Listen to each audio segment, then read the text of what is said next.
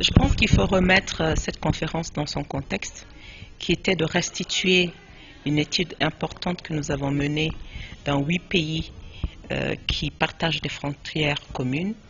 et qui était de recueillir la perception des communautés qui vivent au niveau de ces frontières-là sur la crise que vit le Sahel aujourd'hui. À ce titre, cette étude qui a été menée dans 8 pays, à savoir le Sénégal, le Mali, le Burkina, le Niger, le Tchad, le Nigeria,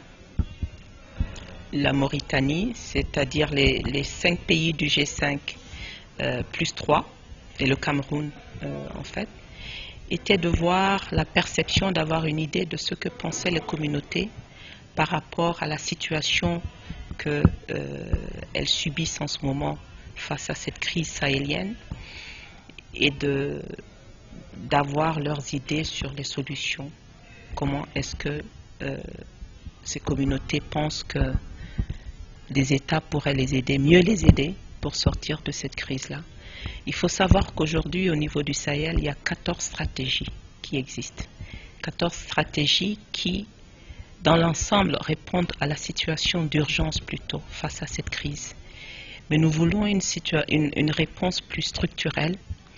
face à cette crise du Sahel qui semble être récurrente en fait. Elle revient systématiquement et face à cette récurrence, nous nous rendons compte alors que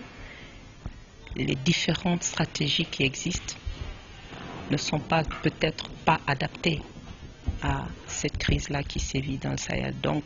au-delà des réponses institutionnelles, des réponses des partenaires techniques et financiers, nous voulions voir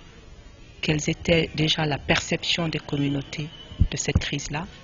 et voir aussi, de leur point de vue, quelles pouvaient être les solutions ou les options, ou les alternatives qui pouvaient s'offrir à eux, à elles plutôt, pour sortir de cette crise et pour les rendre plus résilientes.